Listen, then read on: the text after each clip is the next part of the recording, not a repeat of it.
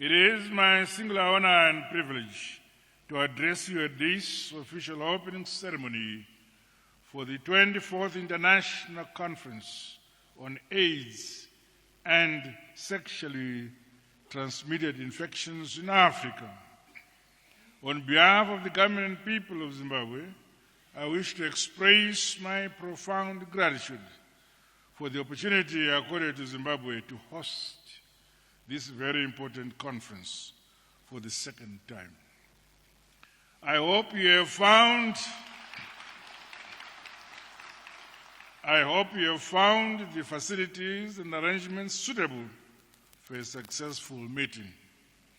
In view of the growing incidences of epidemics and conflicts, coupled with the negative impact of climate change, this conference is most opportune as it allows us to reflect on our ongoing responses to HIV and AIDS at both the continental and global levels. The theme and accord, AIDS is not over, address inequities, accelerate inclusion and innovation, end of quote, is a befitting reminder on the need to remain focused and avoid complacency. We must thus keep our eyes on the ball and consolidate the milestones we have achieved over the years. The 2022 report by the United Nations AIDS clearly reflects that AIDS continues to claim lives and is a call for continued action. Regrettably, new HIV infections continue to be prevalent among our people, and our women accounted for 63% of all new infections, while new HIV infections among adolescent girls and young women remain widespread in sub-Saharan Africa. We should never relax. AIDS is not over. The pandemic remains one of the silent threats to sustainable socio-economic development. It is, however, commendable that we have made progress and positive outcomes through our robust interventions, which are infusing the hope that we can indeed eliminate AIDS. Many countries in Africa, including Zimbabwe, have already achieved the 95 fast-track targets. This is applauded. Congratulations.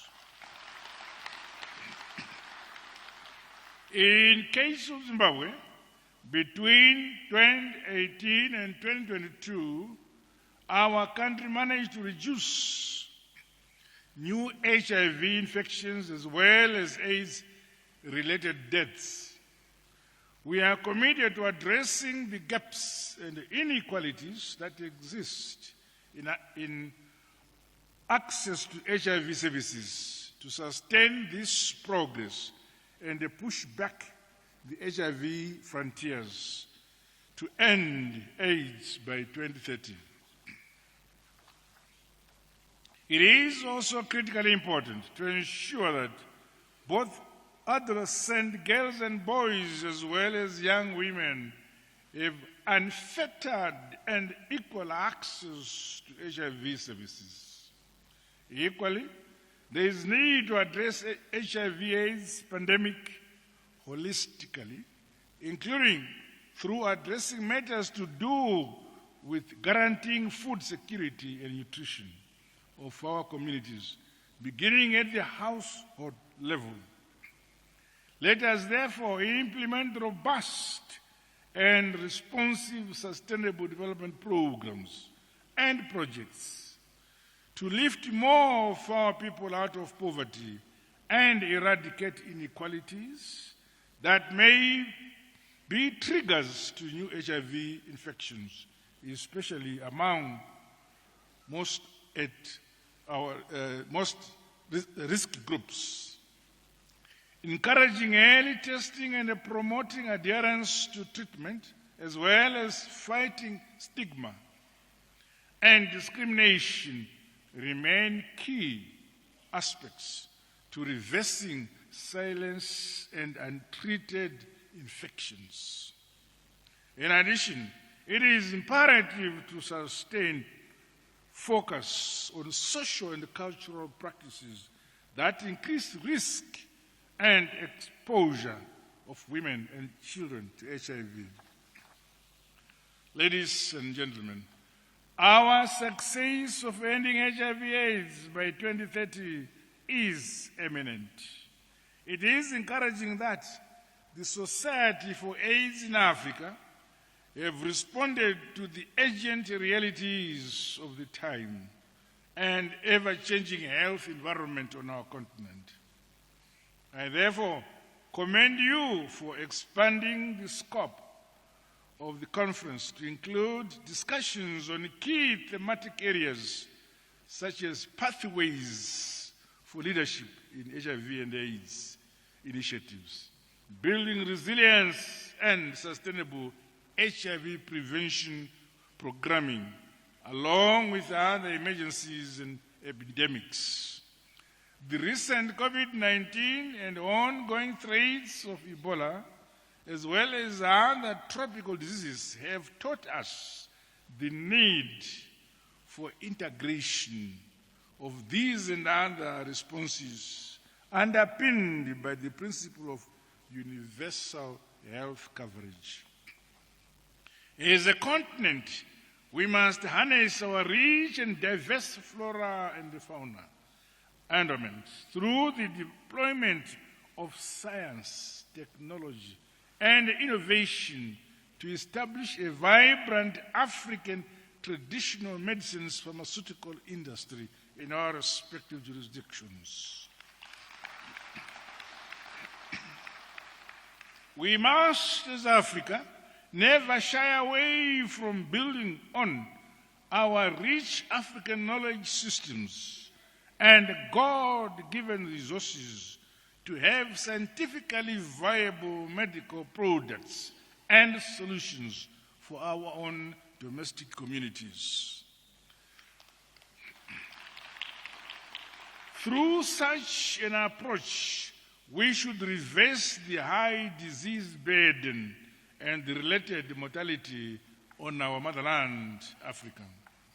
For us in Zimbabwe, our national development philosophy is Irishona, nyika inovakwa, igotongwa, igonamatirwa, never.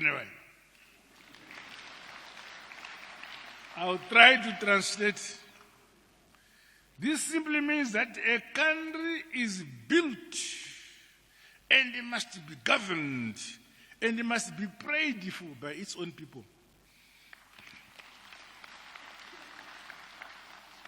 As the people of this great continent, we must build our respective countries and proffer the solutions needed to address our own continental challenges.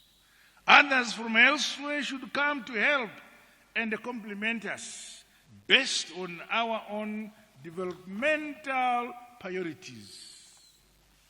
Hence, the mantra, African solutions for African problems, must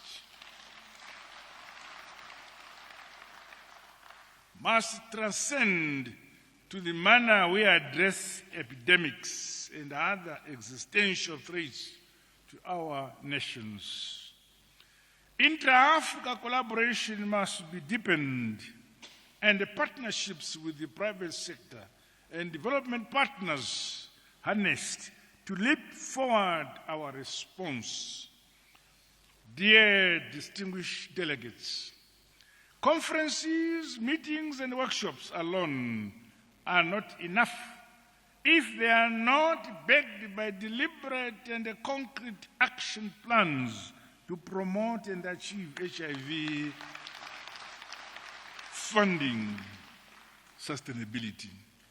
Here in Zimbabwe, the National AIDS Trust Fund has contributed over 30% of all our treatment needs and financed various prevention and coordination interventions.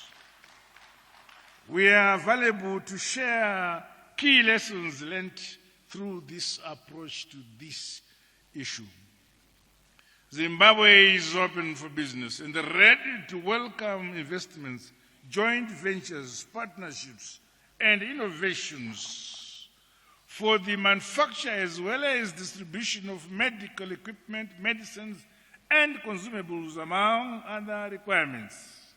Finally, on behalf of the people of Zimbabwe, I once again express our gratitude to the organizers, the partners, and the supporters of this conference for giving us the opportunity to host this event. I invite you all to explore our magnificent tourism destinations and attractions, which include the mighty Victoria Falls. But that is not its correct name. That is an English name. It is called the Mosio Tunya. The smoke that thunders. That is the correct name. But when we say, come and see Mosio Tunya, people don't come. But when we say, come and see Victoria Falls, they fly in.